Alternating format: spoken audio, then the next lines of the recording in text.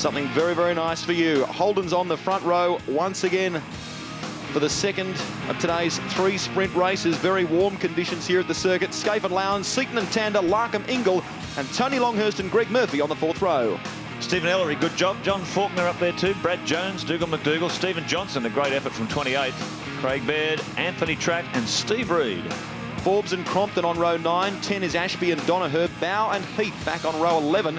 And Smurden and Imrie on row 12. Yeah, Bow had an injector wire fail of all things. Mark Paul, Cameron McConville, Cameron McLean, Paul Romano. Paul Wheel, he's got a lot of work to do there. Larry Perkins, Stephen Richards, all sorts of trouble. And Paul Radisich, terrible accident. And at the back of the grid, Peter Dillman, Paul Morris and Jason Barguana. More practice for that reverse grid race in Canberra for Bargs. Everybody's saying how difficult it is to pass here, and I think you're going to find that after the first race, everybody's realised that the first corner here, the start of this one, is going to be really a nightmare. It's going to be very surprising, I reckon, if everybody gets through unscathed. Despite all the accidents in race 1, we have a complete field for the second race. 35 cars and another 18 laps. The V8s, the revs rise. We are set to go racing in the second of the day, the second heat. Will it be Lowndes? Will it be Skaife? Or will we see a change up front? Away we go again. And it looks as though Lowndes has got a great run. Faulkner, like a bullet, has moved up through the field as well. Look at Tander. He's gotten past Seaton, so Tander in 3rd place now and hounding. Mark Skaife down into turn 1. John Faulkner on the outside of the Team Asia online car. Made a good start too. There he is, just around the back of Russell Ingall's car. As this big field sort themselves out through turn 1, up toward the valley for the first time. Let's hope we don't have a repeat of the scene we saw in heat 1. Well, that's so far so good. It's first lap and oh, look at Stephen Ellery. Oh, that looked like it was all going to end in tears. Brief bit of contact with Dougal McDougall and shades, what looked like for a moment there, shades of race 1, but everyone's gotten through there A-OK. Great run for Stephen Ellery in the Super Cheap Autos team. Up in the top 10, he finished 9th in heat 1. Let's hope he can keep it together. There's Tony Longhurst and the Caltex Haviland Ford. Good consistent run at Hidden Valley so far. Let's see if the Queensland veteran can move up a couple of places before this one's over. Look at that magnificent sight. Big crowd in here, Hidden Valley. Oh! Stephen Richards again. And now that's Mike Emery. Yeah. So unfortunately back in the pack there. Plenty of elbowing going on, everyone jostling for position. And poor Stephen Richards comes off second best once again. The field now back down towards turn 1. Look up the back there. We've had some massive dust go up there now. I wonder if someone's gone off or... I think if you only need someone to go off in the dirt there, and it kicks up a lot of muck. So. John Bow charging through the field. Yeah, I was talking to his engine builder, Alan Draper. They were shattered after that heat 1. It's the old 20-cent part failing, you know, a wire, electrical bit of wire that goes to one of the fuel injectors. It shut down, and the car was only running on 7 cylinders. It's just incredible how that can happen to you.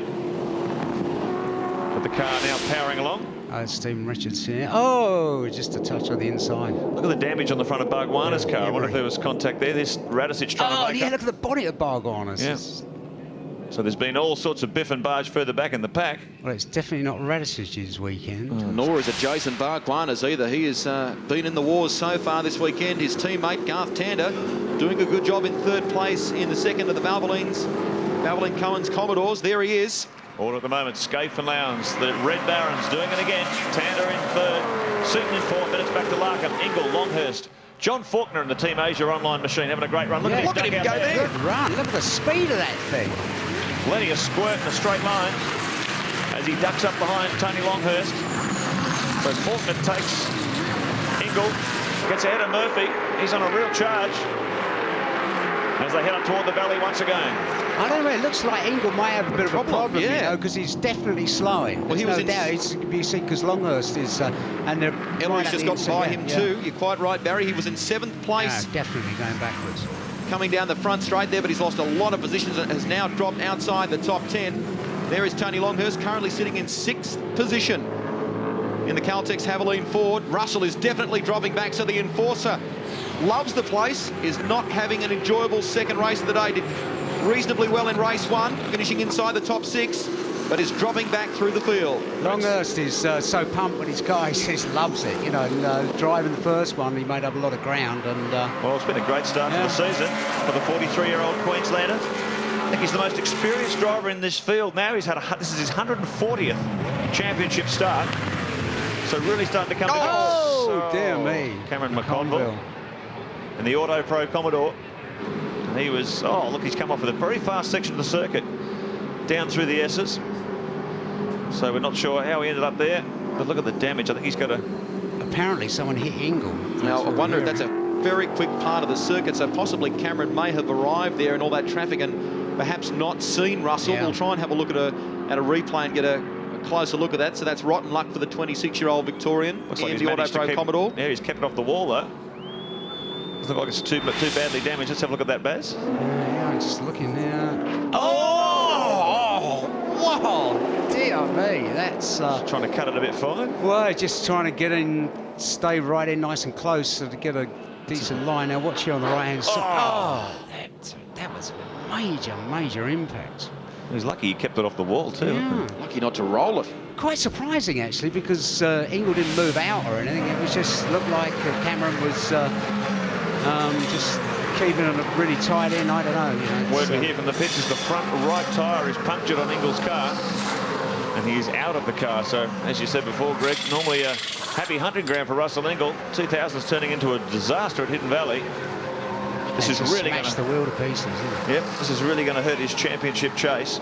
50-degree track temperatures, plenty of temperature up here in the Northern Territory this time of the year. The locals will tell you it's actually a bit chilly as far as they're concerned. Oh, JB, what a day.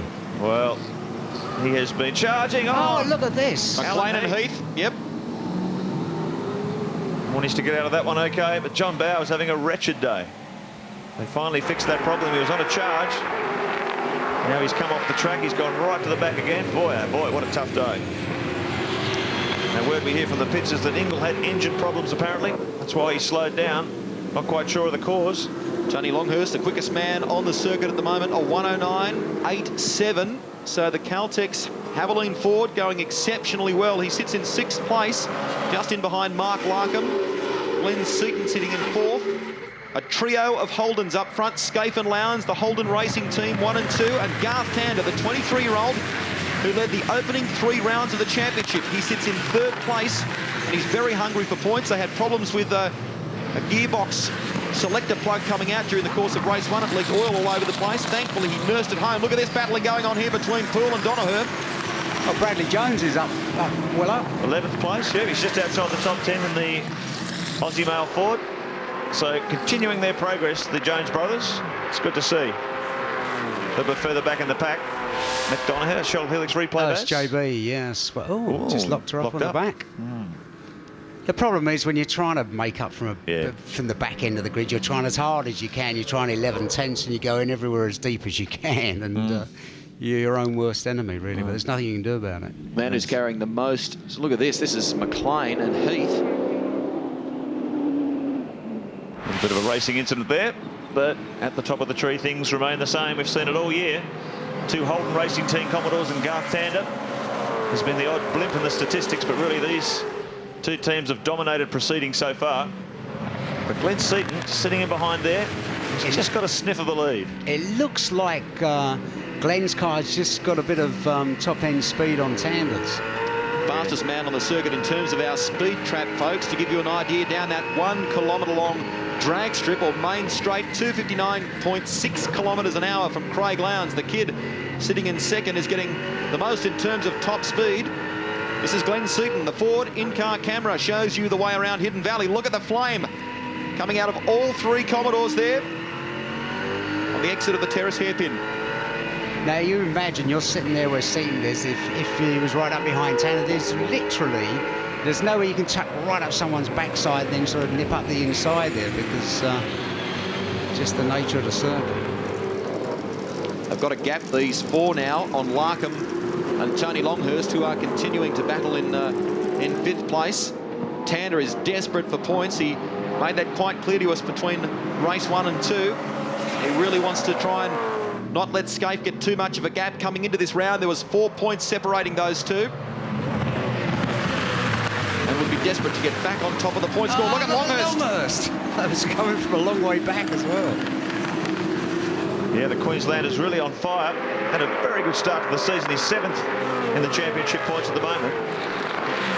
But it's incredible when you think his last championship win in the Shell Series was right back in 1992 when he was driving a BMW. That's incredible. It doesn't seem that long ago, does it? He's had a long drought. 78 races. As we go. Oh. And Rodney Forbes. Forbes, the man coming off second best on that one. A double tap. A double whammy.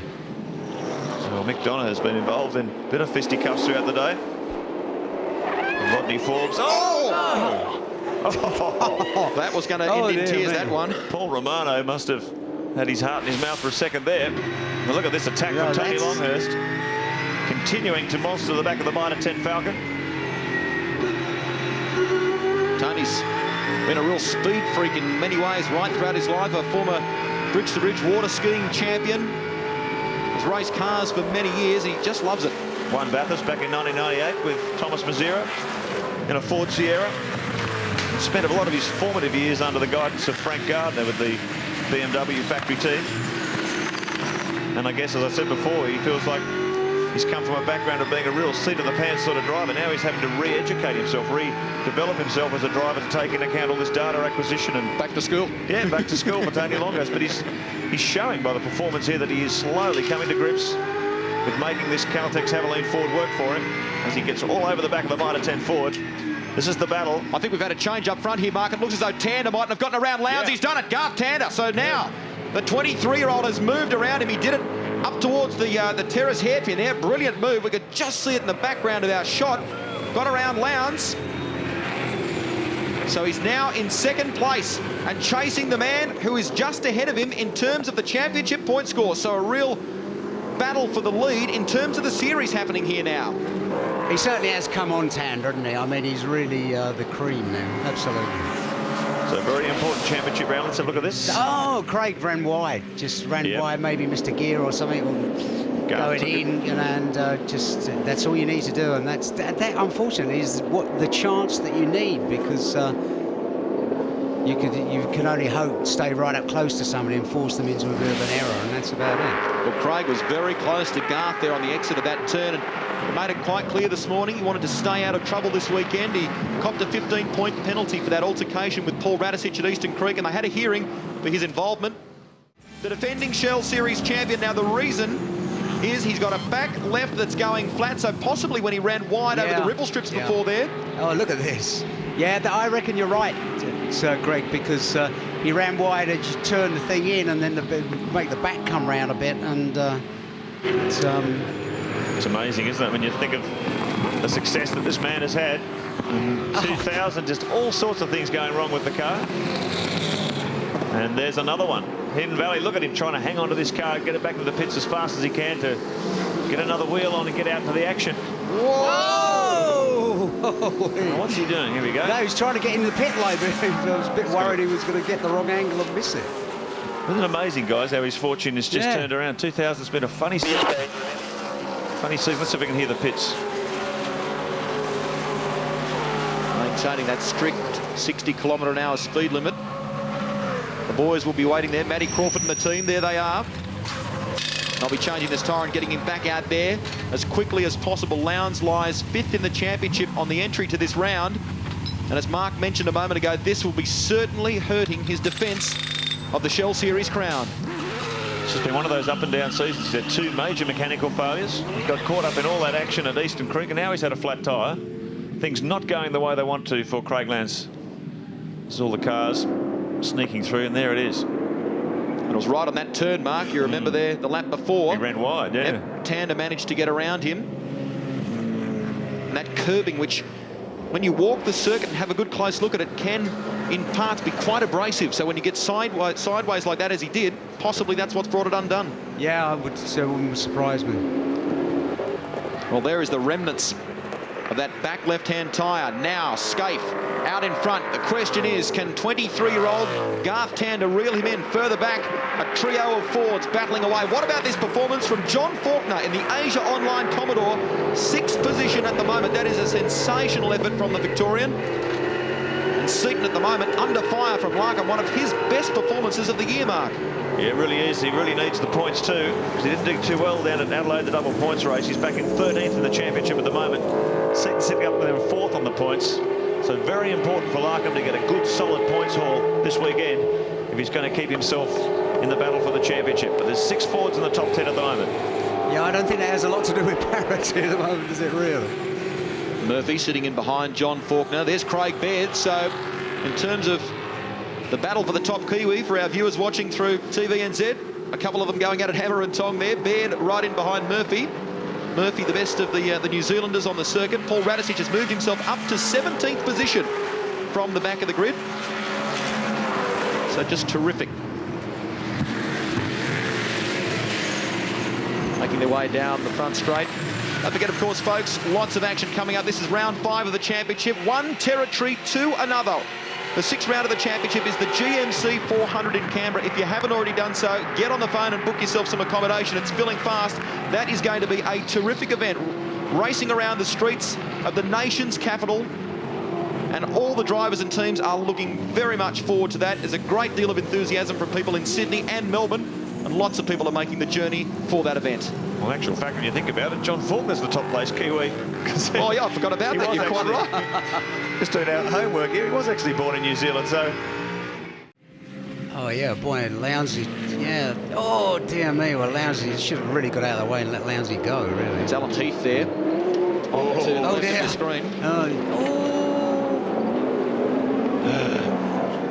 Oh, just kissed the tyre wall. Trying to get out of the way of Lowndes. There he is. Yeah, that's the problem. I mean, you see someone coming, you try and get out of the way, try and do the best thing, and it doesn't always work out that way. 3 laps remaining for our race leader, Mark Skaife. And there's Alan Heath. He's out okay.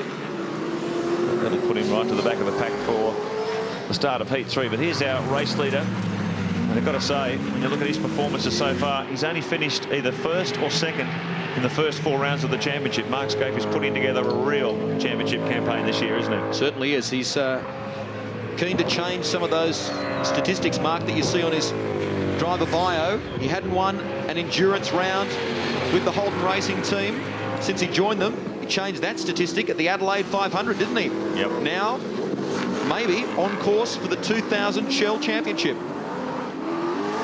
Yeah, the team really gelled this year. And he's got Robbie Starr working on the car, was formerly with Craig Lowndes.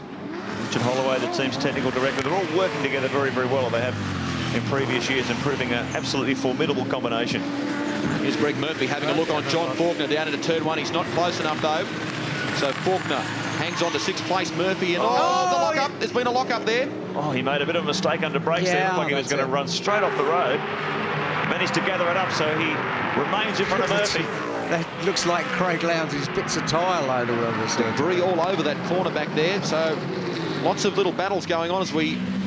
John Faulkner currently 16th in the championship in the Team Asia online car. Fighting very hard for track position and championship points this weekend. Good solid haul here will really help his chances coming into the double points race at Canberra, the GMC 400.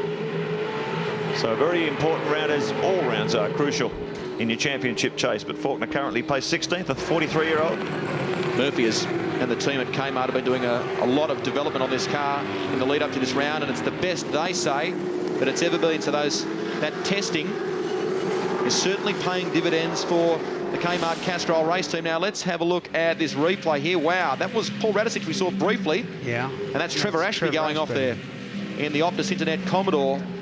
So Trevor as well, lucky to keep it off the wall. We are on the way home, folks. He's on board with JB. Oh, JB's going, oh no. It's like a video game for JB, isn't it? They're throwing everything at him. Here is your race leader, heading for home. Mark Skaife won the opening race of the day and added to his 4-point lead in the Shell Championship Series. He'll put more valuable points in the bag in this one. Garth Tander sits in 2nd in the Valvoline Cummins Commodore, and you can see there a huge gap back to Glenn Seaton, first of the 4 drivers, but he hasn't been able to stay in touch with these guys up front. Larkham, Longhurst, Faulkner, 4th, 5th and 6th on the road as we head towards the checkered flag. Lights ablaze for Mark Skaife. A flag-to-flag victory in race 1. He is going to do it again in race 2. The Victorian who took victory in race 1 at Eastern Creek, and of course the Adelaide 500. Well done. He takes that job, mate. Indeed, it was a good job. Jeff Grech there talking to him. 6 Fords, as you can see them all flashing across the line there. 6 Fords inside the top 10. Murphy having a last lunge, if you like, at Faulkner, but unable to do it. There we can see Brad Jones, and that's Neil Crompton, I think, coming across the line as well. Crompton finishes 10th, Brad Jones 12th. So a sensational effort for the Albury driver in the Aussie male Ford. His best ever performance in the series so far. Skaife, Tander, Seaton and Larkham, Longhurst, Faulkner, Murphy and Craig Baird. That's how they finished in race 2 here at Hidden Valley.